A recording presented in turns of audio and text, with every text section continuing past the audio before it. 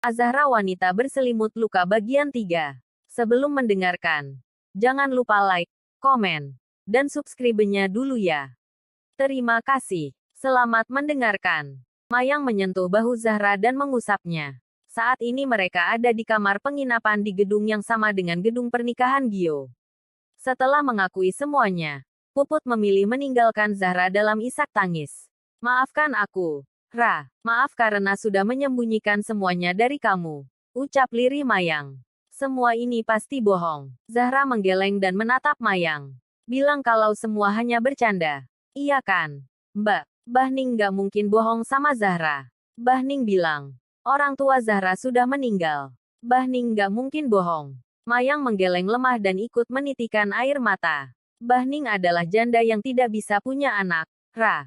Beliau yang menolongku dari orang tua yang tidak mau mengurusku. Bahkan menolong Bu Puput saat dia hamil kamu.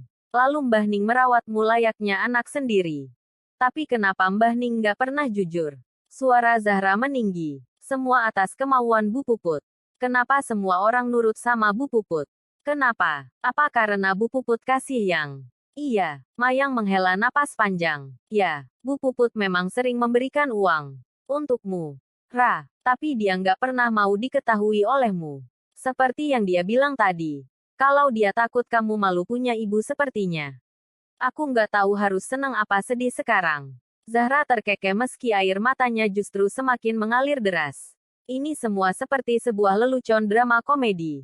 Lucu sekali. Nggak ada yang bisa dibanggakan punya ibu seperti dia, Ra. Zahra mengangguk-angguk dengan menggigit bibir agar isakannya tak lepas. Apa Mbak Mayang tahu? Dulu saat sekolah, aku sering diledek teman-temanku. Kata mereka aku anak yang nggak jelas. Anak haram. Anak yang nggak punya orang tua. Aku teriak dan marah lalu ku jawab bahwa orang tuaku sudah meninggal. Tapi mereka nggak percaya. Lalu memintaku menunjukkan kuburan kedua orang tuaku. Dan aku terdiam. Sejak itu, aku hanya bisa diam dan memendam di saat mereka meledekku. Zahra menarik napas panjang lebih dulu sebelum melanjutkan. Ternyata benar apa kata mereka. Bahwa aku memanglah anak haram. Kamu bukan anak haram, Ra. Pukas Mayang cepat. Kenyataannya aku anak yang lahir dari hubungan haram, Mbak. Haram. Anak dari hasil zina. Nggak jelas siapa ayahku. Nggak jelas nasabku karena ibuku pun nggak mau mengakuiku. Katakan. Apa yang harus kujelaskan jika suatu saat nanti ada laki-laki yang hendak menikahiku? Mayang terdiam sambil mengusap air matanya. Wanita itu pun menggeleng perlahan. Membuat Zahra mendengkus kasar. Apa yang sebenarnya mereka pikirkan ketika melakukan zina? Apakah hanya kesenangan? Apakah tidak memikirkan dampak dan akibat perbuatan mereka? Bahwa akan ada anak yang sangat menderita akibat perbuatan bejat mereka. Ada anak yang menanggung malu karena nasab jatuh pada ibu, bukan ayah. Apalagi ibunya tidak mau mengakui. Luar biasa sekali. Cukup. Ra, cukup. Mayang memeluk Zahra dan mereka pun terisak-isak bersama. Puput mencuci mukanya di toilet gedung pernikahan Gio. Setelah bertemu dengan Zahra, ia tak bisa membendung air matanya. Hatinya juga begitu sesak hingga membuatnya kesulitan bernapas.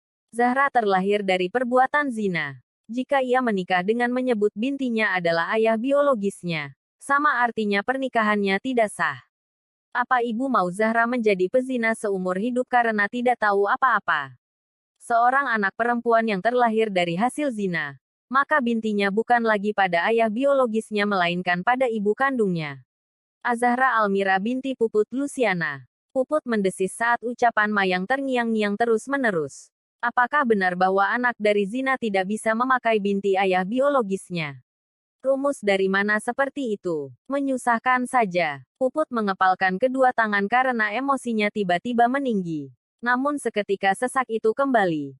Ketika wajah Zahra yang penuh dengan luka terpampang nyata di dalam pikirannya. Seolah-olah mengingatkan bahwa ada anak yang akhirnya menjadi korban atas kebodohannya di masa lalu. Suara langkah kaki masuk ke toilet membuat Puput segera mengenakan kacamata hitamnya lagi. Ia lalu mencuci tangan dan bercermin sesaat, sebelum kemudian melangkah untuk keluar. Namun, langkahnya terhenti ketika melihat seorang wanita tua membawa tongkat hendak masuk ke salah satu bilik toilet. Sulastri. Serunya memanggil. Sulastri pun menoleh dan mengernyitkan dahi. Siapa kamu? Nggak sopan sama orang yang lebih tua. Puput terkekeh lalu melepas kacamatanya dan berdecak. Ternyata nggak berubah ya kamu. Masih sama saja. Memang susah berubah kayaknya kalau sudah watak. Siapa kamu berani mengomentariku? Hah? Sulastri melotot tak terima. Apakah kamu sama sekali tidak mengenaliku? Mantan ibu mertua. Sulastri mengernyitkan dahi lagi dengan tatapan meneliti wajah Puput.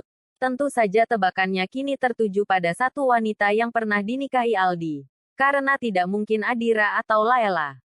Sudah ingat siapa aku? Puput menaikkan satu alisnya. Puput, betul sekali. Puput menjentikkan jari. Apakah penampilanku sangat berubah sehingga membuatmu tidak bisa mengenaliku?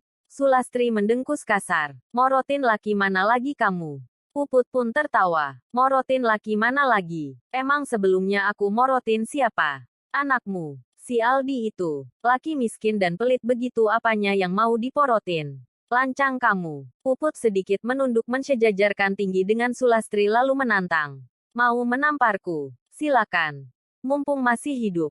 Kasihan nanti kalau mati masih punya dendam buat nampar aku. Dasar iblis. Sulastri mengepalkan tangan hingga gemetar.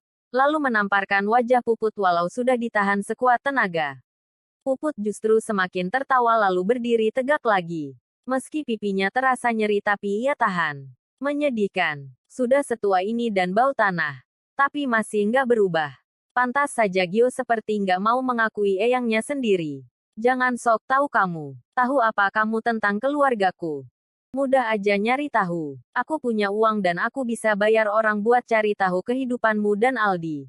Dan aku sangat puas melihatmu dan Aldi hidup dalam kesepian. Bahkan Gio sama sekali tidak memberitahumu dan Aldi saat sudah menemukan Adira. Bahkan aku juga tahu. Kalau Aldi melamar Adira lagi dan ditolak.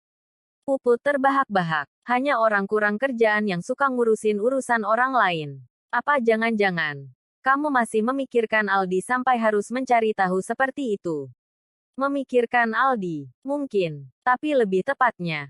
Aku menunggu karma untuk Aldi itu datang. Dan sepertinya, karma sudah berlangsung sejak lama. Apalagi, yang ku tahu Gio lebih mengandalkan Reno untuk membantu melamar Melin dibanding ayahnya sendiri. Dan sepertinya, anak-anak Aldi dari Laela pun juga tidak akan sudi mengandalkan Aldi saat mereka menikah nanti. Sulastri hanya diam dengan sorot mata tajam. Kedua tangannya masih terkepal dengan deru napas memburu. Puput menunduk lagi untuk sedikit berbisik. Satu hal yang harus kamu tahu, Sulastri. Bahwa Aldi sudah gagal menjadi seorang ayah untuk anak-anaknya. Dan kamu pun sudah gagal menjadi seorang nenek untuk cucu-cucumu. Jadi, silakan nikmati kegagalan itu. Setelah mengatakan itu, Puput memilih melangkah pergi. Sedangkan Sulastri berdiri dengan tubuh kian gemetar. Dan setelahnya jatuh pingsan.